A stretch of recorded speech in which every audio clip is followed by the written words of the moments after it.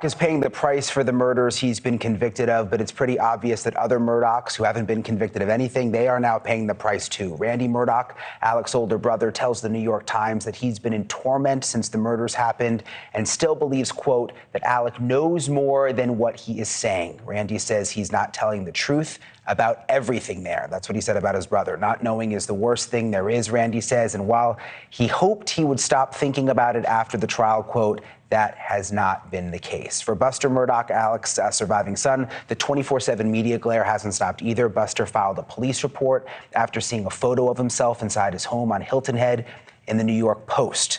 I'm back with Kerri Rawson, daughter of the notorious serial killer Dennis Rader, known as BTK. I want to ask you about this Buster Murdaugh police report, Kerri, because, again, you have an interesting perspective about what he may be going through. And, of course, there are a lot of questions. People have a lot of questions about whether he was involved in other things. At this point, we don't have proof of that.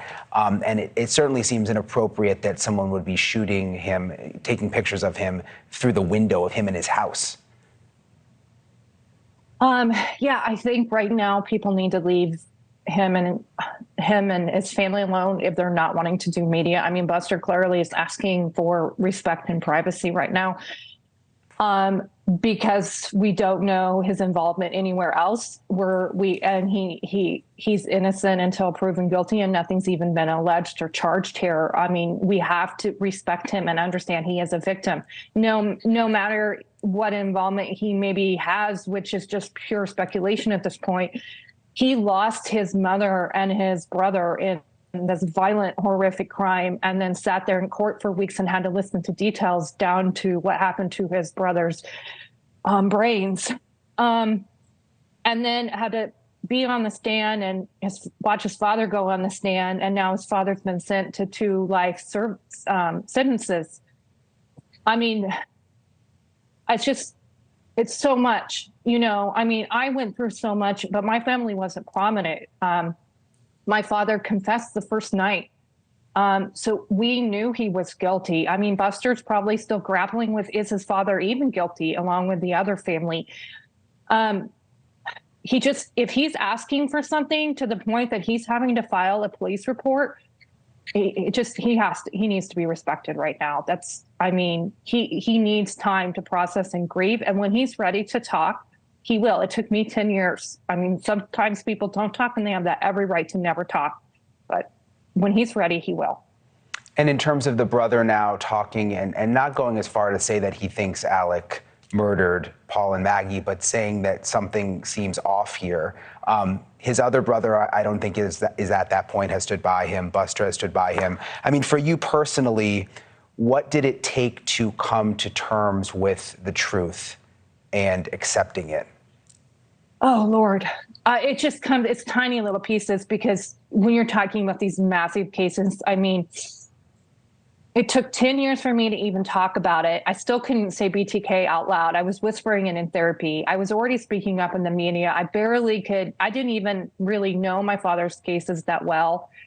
I literally became national news, and then I had to go back in therapy and walk a true crime book by the Wichita Eagle into therapy in 2015. And I spent 6 months going through this book line by line, and I even had to do it out of order, because I had to process the ones that happened when I was a little girl and then go back to the 70s.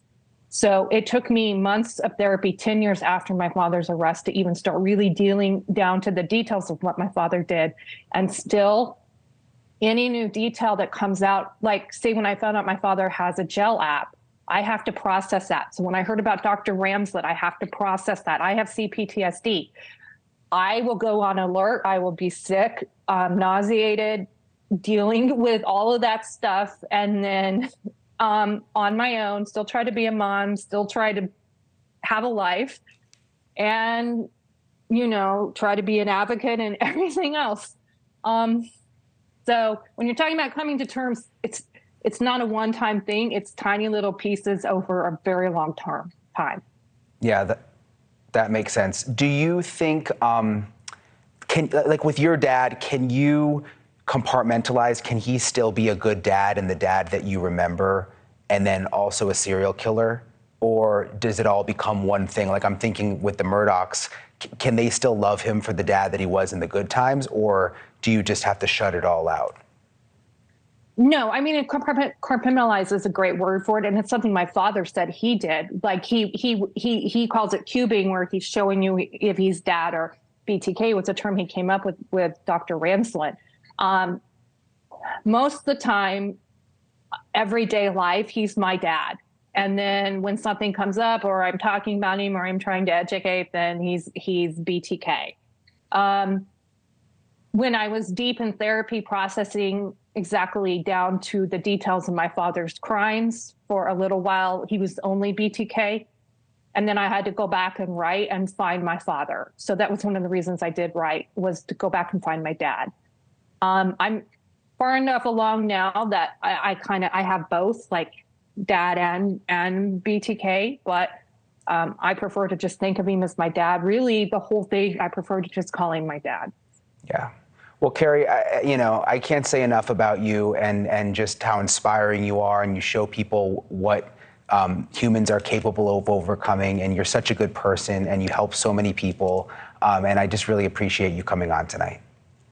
Thanks for having me. I appreciate it. Thank you for watching. Go to newsnationnow.com to find NewsNation on your television provider, and don't forget to click the red subscribe button below to get more of NewsNation's fact-driven, unbiased coverage.